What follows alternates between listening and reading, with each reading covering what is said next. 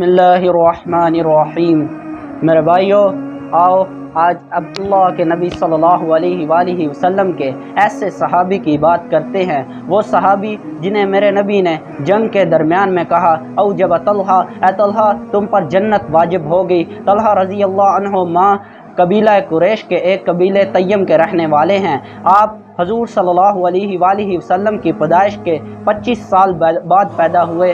آپ تجارت کا کام کیا کرتے تھے۔ ایک دفعہ حضرت طلحہ رضی اللہ عنہ تجارت کے کام سے شام گئے۔ وہاں پہ تاجروں کی گہما گہمی کے اندر کسی نے آواز لگائی، کیا مکہ کا رہنے والا کوئی ہے؟ تو حضرت طلحہ رضی اللہ عنہ نے دیکھا کہ ایک یہودی آواز لگا رہا ہے، کیا مکہ کا رہنے والا کوئی ہے؟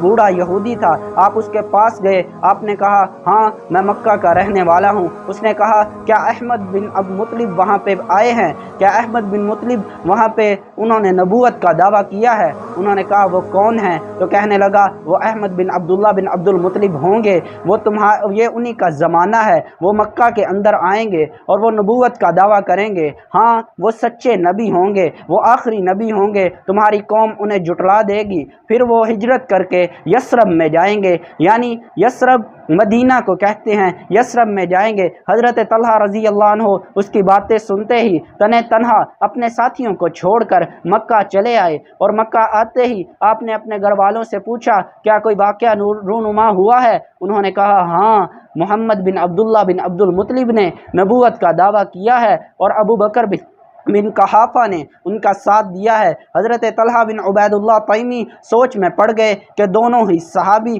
مکہ کے معزز لوگ، دونوں ہی ایسے لوگ ہیں جو مکہ کے اعلیٰ تر لوگ ہیں، اگر یہ کسی بات پہ ڈٹے ہیں تو وہ سچ ہی ہوگی۔ وہ حضرت ابو بکر صدیق رضی اللہ عنہ کے پاس گئے، ان سے پوچھا، انہوں نے بتایا آپ صلی اللہ علیہ وآلہ وسلم آخری نبی ہیں، اور پھر وہ دونوں آپ صلی اللہ علیہ وآلہ وسلم کے پاس گئے۔ آپ صلی اللہ علیہ وسلم نے وہ قرآن سنایا جتنا اس وقت تک اترا تھا۔ حضرت طلحہ رضی اللہ عنہ ایمان لے آئے۔ میرے بھائیو، احد کا میدان گواہ ہے، یہ وہ طلحہ رضی اللہ عنہ وہ ہیں جو آپ صلی اللہ علیہ وآلہ وسلم کی حفاظت کر رہے تھے۔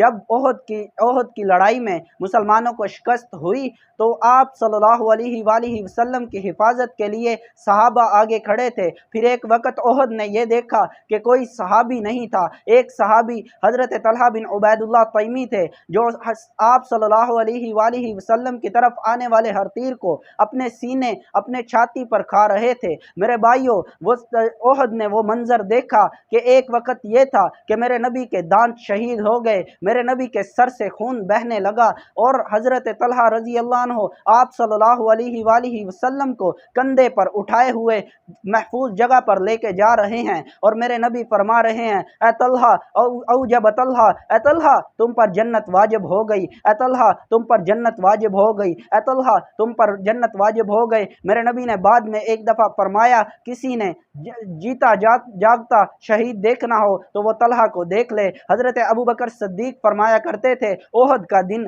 طلحہ کے لیے ہے اور طلحہ احد کے لیے ہے۔ اور پھر جنگ جمل ہوئی، وہاں پہ حضرت علی اور حضرت طلحہ رضی اللہ عنہ نے بیٹھ کے بات کی۔ حضرت طلحہ نے جنگ سے کنارہ کر لیا، اور بدبخت کسی باغی کو یہ چیز گوارا نہ ہوئی، اس نے تیر لگایا۔ اے لوگو سنو، وہ احد کے اندر 70 تیروں کے نشان والا صحابی، وہ احد کے اندر جس کا بازو آپ صلی اللہ علیہ وآلہ وسلم کی حفاظت کرتے ہوئے مفلوج ہوا، وہ صحابی جسے اوجب طلحہ کا انعام ملا، وہ صحابی جو عشرہ مبشرہ میں اللہ کے نبی صلی اللہ علیہ وآلہ وسلم نے جنتی ہونے کا اعلان کیا، آج بڑھاپے میں جب اللہ نے موت کو لکھ دیا تو کسی باغی کے ایک تیر سے شہید ہو گئے۔ میرے بھائیوں، صحابہ کی بڑی قربانیاں ہیں۔